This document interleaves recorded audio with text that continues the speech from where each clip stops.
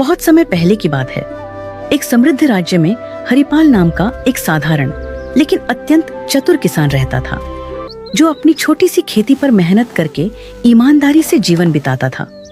वह दिखने में सामान्य था, पहनावे में सादा और बोलचाल में विनम्र, लेकिन उसके पास जीवन को समझने की गहरी बुद्धि थी। इसलिए गांव के लोग अपने झगड़े, फैसले और समस्याएं उसी से पूछते थे। उसी राज्य के राजा वीरसेन न्यायप्रिय और विद्वान थे, पर उनके मन में एक चिंता थी कि आजकल लोग केवल किताबों का ज्ञान दिखाते हैं, जबकि सच्ची बुद्धि बहुत कम लोगों में होती है। इसलिए उन्होंने यह निश्चय किया कि वह पूरे राज्य में सबसे चतुर व्यक्ति को खोजेंगे। राजा ने घोषणा करवाई कि जो व्यक्ति उनकी परीक्षा में सफल होगा, उसे सम्मान और पुरस्कार मिलेगा। बड़े बड़े विद्वान, व्यापारी और चालाक लोग राजधानी पहुंचे, पर हरिपाल शुरू में नहीं गया, क्योंकि उसे न इनाम का लालच था और न दरबार की चाह। लेकिन गांव वालों के आग्रह पर वह साधारण वस्त्र पहनकर राजा के सामने उपस्थित हुआ। राजा ने पहली परीक्षा में एक पत्थर और लकड़ी का टुकड़ा दिखाकर पूछा कि इनमें से अधिक उपयोगी क्या है। अधिकतर लोगों ने तुरंत उत्तर दिया, पर हरिपाल ने कहा कि उपयोग वस्तु में नहीं, परिस्थिति में होता है। यह उत्तर सुनकर राजा प्रभावित हुए।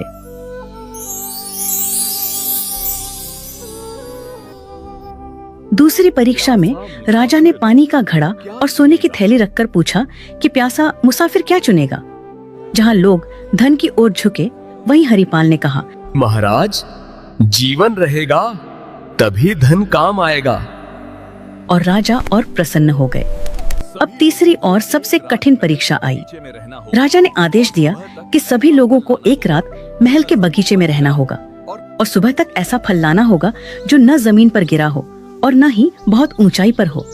साथ ही किसी भी पहरेदार को नाराज नहीं करना होगा।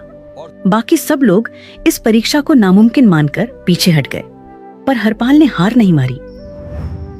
रात भर सोचने के बाद हरिपाल को समझ आया कि राजा ने यह नहीं कहा था कि फल केवल पेड़ से ही तोड़ा जाए, बल्कि यह कहा था कि फल न तो जमीन पर गिरा हो और न ही बहुत ऊंचाई पर हो। सुबह होते ही उसने महल के बगीचे में लगे फूलों के पौधों और झाड़ियों को ध्यान से देखा। तभी उसकी नजर एक अंगूर की बेल पर गई, जो दीवार के सहारे छड़ी हुई थी। उस पर फल यानी अंगूर जमीन से ऊपर था, लेकिन किसी ऊंचे पेड़ पर नहीं। हरिपाल ने पहरेदारों से विनम्रता से पूछा कि क्या वह उस बेल के पास जा सकता है, क्योंकि वह राजा की आज्ञा का पालन कर रहा है। उसकी शांति, नम्रता और सच्चाई देखकर पहरेदारों ने उसे रोकने के बजाय रास्ता दे दिया। हरिपाल ने बिना किसी नियम को तोड़े बेल से फल तोड़ा और दरबार में ले आया। जब राजा ने उससे पूछा कि उसने यह कैसे किया, तो हरिपाल ने हाथ जोड़कर कहा कि सच्ची बुद्धि कठिन रास्ता चुनने में नहीं, बल्कि नियमों को समझकर सही और सरल मार्ग ढूंढने में होती है। यह सुनकर राजा वीरसेन अत्यंत प्रसन्न हुए और उन्होंने घोषणा की कि हरिपाल ही सच्चा चतुर है, क्योंकि उसने ज्ञान, धैर्य और व्यवहार तीनों का संतुलन दिखाया है। राजा ने उसे सोने का पुरस्कार दिया, लेकिन हरिपाल ने उतना ही सोना लिया जितना गांव में कुआं बनवाने के लिए आवश्यक था, और बाकी लौटा दिया। यह देखकर राजा ने कहा कि जो बुद्धि दूसरों के भले के लिए काम आए, वही सबसे बड़ी बुद्धि होती है। हरिपाल सम्मान के साथ अपने गांव लौट आया और पहले की तरह सादगी से जीवन जीने लगा। लेकिन उसकी कहानी पूरे राज्य में फैल गई और लोगों ने समझ लिया कि सच्ची चतुराई दिखावे में नहीं, बल्कि सही सोच और सही आचरण में होती है।